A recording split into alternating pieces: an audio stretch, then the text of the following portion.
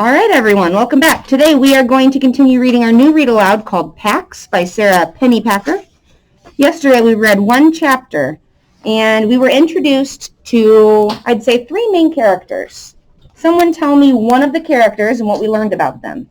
Hayden, give me one. Pax the fox, and then his owner. Okay, so Pax the fox, let's start there. Okay, Pax is definitely a main character. Chloe, what's another one we learned?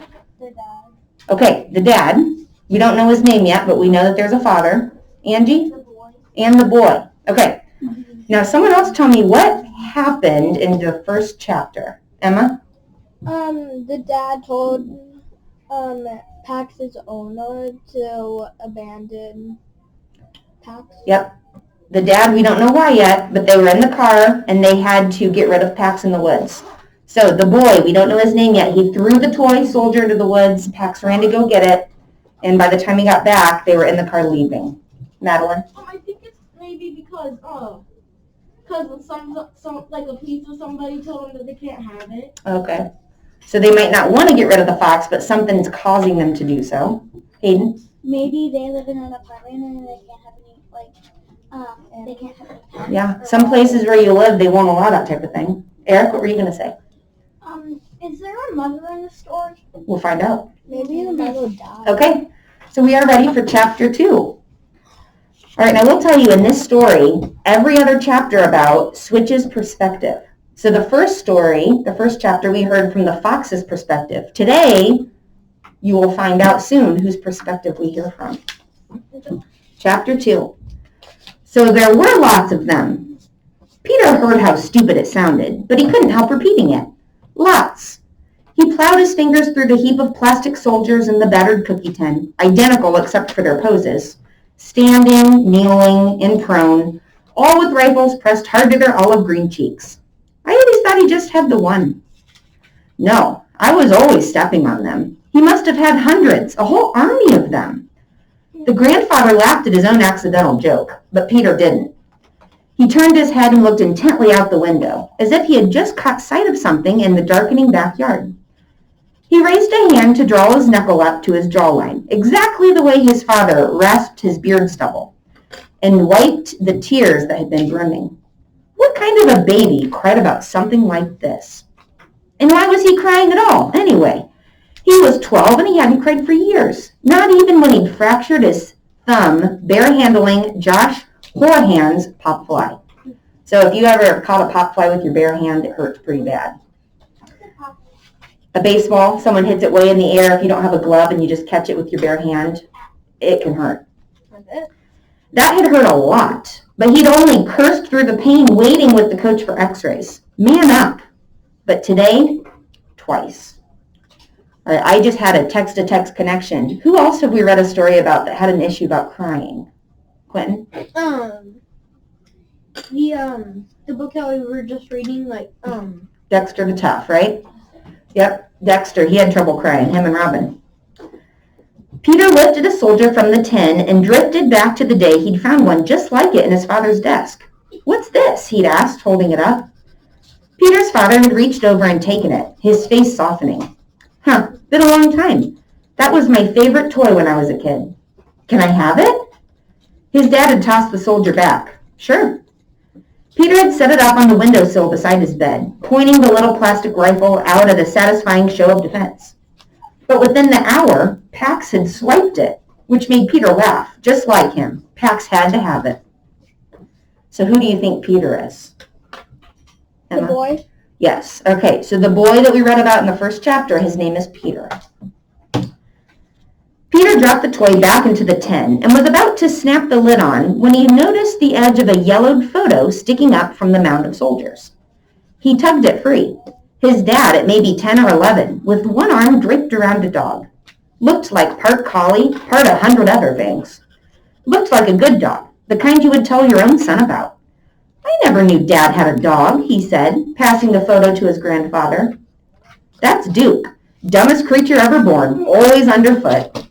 The old man looked more closely at the picture, and then over at Peter, as if seeing something for the first time. You've got the same black hair as your dad. He rubbed at the fringe of gray fuzz banding the top of his head. I had it too, way back. And look, He was scrawny then too, same as you, same as me, with those ears like a jug.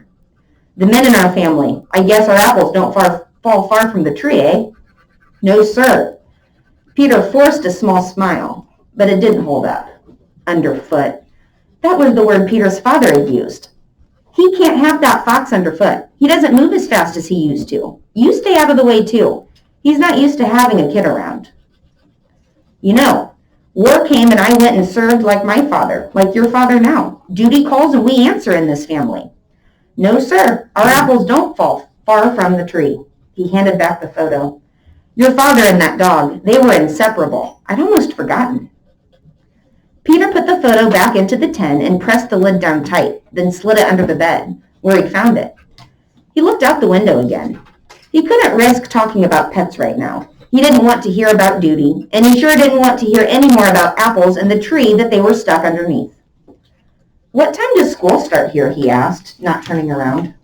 8. They said to show up early, introduce yourself to the homeroom teacher. Mrs. Mirez or Ramirez, something. I got you some supplies. The old man nodded over to a spiral notebook, a beat-up thermos, and a bunch of stubby pencils bundled together with a thick rubber band. Peter walked over to the desk and put everything into his backpack. Thanks. Bus or walk? Walk. Your father went to that school and he walked. Follow Ash to the end, turn right on School Street, and you'll see it. Big brick building. School Street, get it? You leave by 7:30, you'll have plenty of time. Peter nodded. He wanted to be left alone. Okay, I'm all set. I guess I'll go to bed. Good, his grandfather replied, not bothering to hide the relief in his voice. He left, closing the door behind him firmly, as if to say, you can have this room, but the rest of the house is mine. Peter stood by the door and listened to him walk away. After a minute, he heard the sound of dishes clattering in the sink. He pictured his grandfather in the cramped kitchen where they'd eaten their silent dinner of stew, the kitchen that reeked so strongly of fried onions that Peter figured the smell would outlive his grandfather. After 100 years of scrubbing by a dozen different families, this house would probably still smell bitter. Peter heard his grandfather shuffle back along the hall to his bedroom, and then the low spark as the television caught, the volume turned down, an agitated news commentator barely audible. Only then did he toe off his sneakers and lie down in the narrow bed. 6 months, maybe more, of living here with his grandfather, who always seemed on the verge of blowing up. What's he so mad about anyway? Peter had asked his father once, years ago. Everything. Life, his father had answered. He got worse after your grandmother died. All right, so let's stop here and think about this. Why do you think Peter is staying at his grandfather's house? We had one small clue. Angie? Where did his dad have to go? You want to bounce it on? His dad had to go. If you're not sure, you can bounce it on. To the army? Yep. So Grandpa was saying, when I was younger, I had to serve my country in the army. Your dad's doing it now. So now we know that Peter's dad had to take Peter to his grandpa's. And why couldn't Peter keep his fox? Cadence? Well, it said something about Grandpa. They can't have it because of why. Angie? Because he has a bad attitude or something. I'm pretty sure he thinks the fox will take his house. Okay. Well, older people, sometimes it's really hard for them to have pets that run all over the place. So if you've had a cat, maybe a dog, underfoot means when you're walking and they're constantly right where you're trying to step. And when you're an older person, sometimes that can make you trip or fall down. So basically, Peter's dad said, you can't take the fox to your grandpa's. You can't. He can't handle that. Emma? My grandma and grandpa have a dog. Mm-hmm. So I bet they have to be careful when they're walking so it doesn't trip them. It's an old dog. Okay, so that's easier. Hayden? I have a puppy, and whenever I try and step somewhere, she's always in front of me, or her toy's in front of me, and I trip once. And now my leg hurts. It was this morning. Okay, real quick, Eric. My cat, he always when he wants something, he just follows me around. Mm-hmm. Okay, so now we know why Peter's at his grandpa's. He has to stay there while his dad is fighting. We still don't know about his mom, but we do know why they had to get rid of Pax. Okay, now I'm going to keep on reading. All right. Where am I? Okay. So he asked his dad why his grandpa was always so mad. He said, life, everything. He got worse after your grandmother died. After his own mother had died, Peter had watched his father anxiously. Okay, so now we know Peter's mom has died. At first, there had just been a frightening silence, but gradually his face had hardened into the permanent threat of a scowl, and his hands clenched in fists by his sides as if itching for something to set him off. Peter learned to avoid being that sometimes, learned to stay out of the way. The smell of stale grease and onions crawled over him, seeping from the walls, from the bed itself. He opened the window beside him. The April breeze that blew in was chilly. Pax had never been alone outside before, except in his pen. Peter tried to extinguish the last sight he had of his fox. He probably hadn't followed their car for long, but the image of him plopping down on the gravel shoulder, confused, was worse. Peter's anxiety began to stir.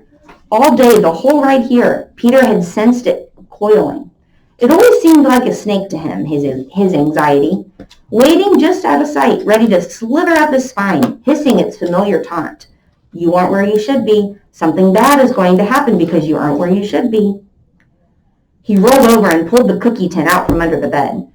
He fished out the photo of his father with one arm slung so casually around the black and white dog, as if he had never worried he could lose him. Inseparable. He hadn't missed the note of pride that had entered his grandfather's voice as he said that. Of course he'd been proud. He'd raised a son who knew about loyalty and responsibility. Who knew that a kid and his pet should be inseparable? Suddenly the word seemed itself an accusation. He and Pax, what were they then? Separable? They weren't, though. Sometimes, in fact, Peter had the strange sensation that he and Pax merged. The first time it happened had been the first time he'd taken Pax outdoors. The kit had seen a bird and had strained against the leash, trembling as though electrified. And Peter had seen the bird through Pax's eyes. The miraculous lightning flight, the impossible freedom and speed. He'd felt his own skin thrill and full body shivers, and his own shoulders burn as though yearning for wings. It had happened again this afternoon. He had felt the car spin away as though he were the one being left. His heart had quickened with panic. Tears stung again, and Peter palmed them with frustrated swipes. His father had said it was the right thing to do. War is coming. It means sacrifices for everybody. I have to serve. It's my duty. And you have to go away. Of course, he'd been half expecting it. 2 of his friends' families had already packed up and left when the evacuation rumors had begun. What he hadn't expected was the rest, the worst part. And that fox, well, it's time to send him back to the wild anyway. A coyote howled then, so nearby that it made Peter jump. A second one answered, and then a third. Peter sat up and slammed the window shut, but it was too late. The yips and howls and what they meant were in his head now. Why do you think that's bothering him, Noah?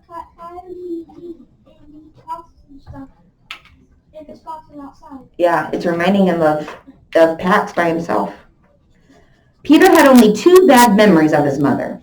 He had a lot of good ones too, and he often took those out to comfort himself, although he worried that they might fade from so much exposure. But the 2 bad ones he buried deep. He did everything in his power to keep them buried. Now the coyotes were baying in his head, unearthing one of them. When he'd been about 5, he'd come upon his mother standing dismayed beside a bed of blood-red tulips. Half of them were standing at attention. Half of them splayed over the ground, their blossoms crumbling. A rabbit got them. He must think the stems are delicious, that little devil. Peter had helped his father set a trap that night. We won't hurt them, right?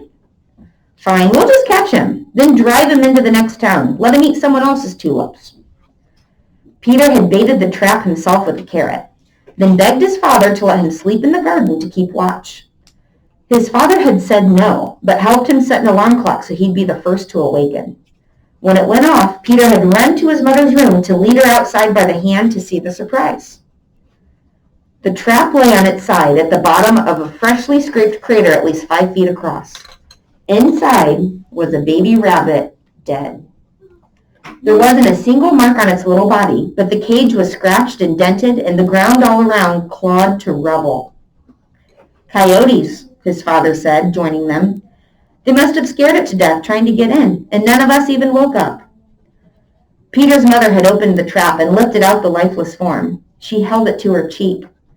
They were just tulips, only a few tulips. Peter found the carrot, one end nibbled off, and threw it as far away as he could. Then his mother had placed the rabbit's body in his cupped palms and gone to get the shovel. With a single finger, Peter had traced its ears, unfurling like ferns from its face, and its paws miraculously tiny, and the soft tuft of fur on its neck, slick with his mother's tears. When she'd returned, his mother had touched his face, which burned with shame. It's okay, you didn't know. But it wasn't okay. For a long time afterward, when Peter closed his eyes, he'd seen coyotes, their claws raking dirt, their jaws snapping. He saw himself where he should have been, keeping watch in the garden that night. Over and over, he saw himself doing what he should have, rising from his sleeping bag, finding a rock, and hurling it. He saw the coyotes fleeing back into the darkness, and he saw himself opening the trap to set the rabbit free. And with that memory, the anxiety snake struck so hard that it stunned Peter's breath out of him. He hadn't been where he should have been the night the coyotes killed the rabbit, and he wasn't where he should be now. He gasped to fill his lungs and sat bolt upright. He tore the photo in half, and then in half again, and pitched the pieces under the bed. Leaving Pax hadn't been the right thing to do. He jumped to his feet. He'd already lost a lot of time. He fished some cargos, a long-sleeved camouflage t-shirt, and a fleece sweatshirt from a suitcase, and then an extra set of underwear and socks. He stuffed everything into his backpack except the sweatshirt, which he tied around his waist. Jackknife in his jeans pocket. Wallet. He debated for a minute between his hiking boots and sneakers and decided on the boots, although he didn't put them on. He looked around the room, hoping to find a flashlight or anything resembling camping equipment. The room had been his father's when he'd been a boy, but aside from a few books on the shelf, it was clear his grandfather had cleaned all his things out. The cookie tin had seemed to surprise him, an oversight. Peter bumped his fingers over the spines of the books. An atlas. What's an atlas? Atlas. Hayden? Well, I think I know how the mom died. Okay, well, let's not worry about that right now. What's an atlas? Does anyone know? An atlas is a book filled with maps. Okay, so you got all sorts of maps in it. An atlas. He pulled it down, amazed at his luck, and flipped through it until he came to the map that showed the route he and his father had traveled. You'll only be 300 miles away. His father had tried to bridge the silence of the drive a couple of times. I'll get a day off and I'll come. Peter had known that it would never happen. They didn't give days off in war. Besides, it wasn't his father he was already missing. And then he saw something he hadn't realized. The highway snaked around a long range of foothills. If he cut straight across those instead of following the highway, he could save a lot of time, plus reduce the risk of being caught. He started to rip out the page, then realized he couldn't leave his grandfather such an obvious clue. Instead, he studied the map for a long moment, then replaced the atlas on the shelf. What do you think Peter's planning right now? He's scheming something. Madeline? To go look for his box. So you think he's going to run away and try this by himself? Emma?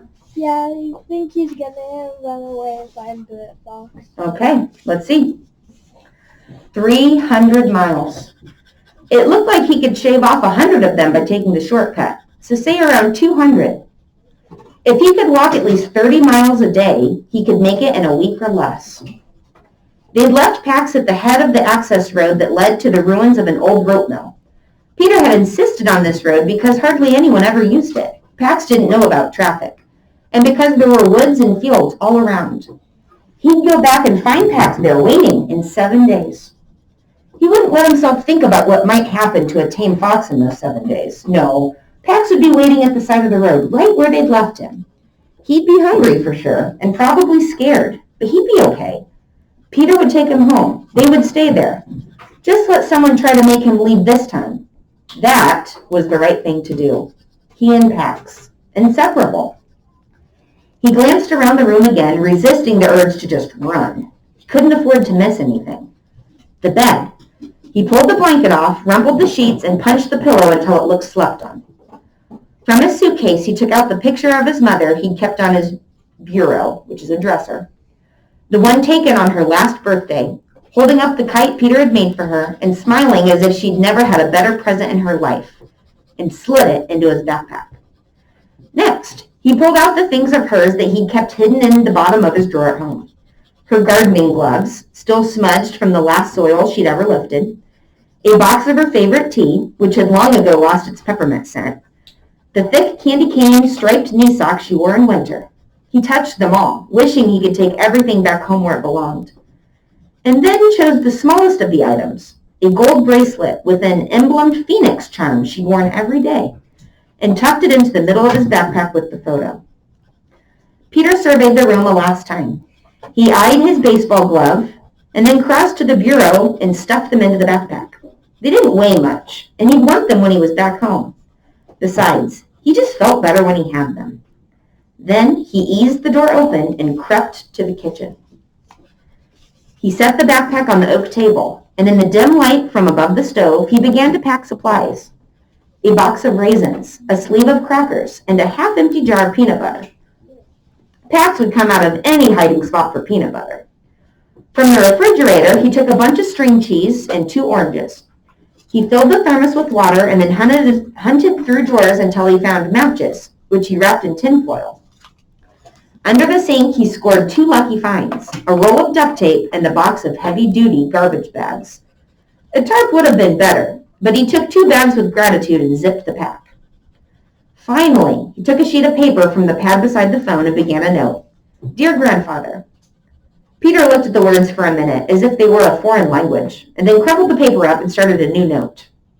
I left early. Wanted to get a good start on school. See you tonight. He stared at that page for a while, too, wondering if it sounded as guilty as he felt. At last he added, Thanks for everything, Peter. Placed the note under the salt shaker and slipped out. On the brisk walk, he shrugged on his sweatshirt and crouched to lace his boots. He straightened up and shouldered his backpack. Then he took a moment to look around.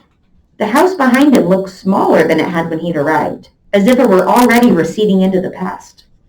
Across the street, clouds scuttled along the horizon, and a half-moon suddenly emerged, brightening the road ahead. And that is the end of that chapter. We will stop there. All right, we will see you all tomorrow.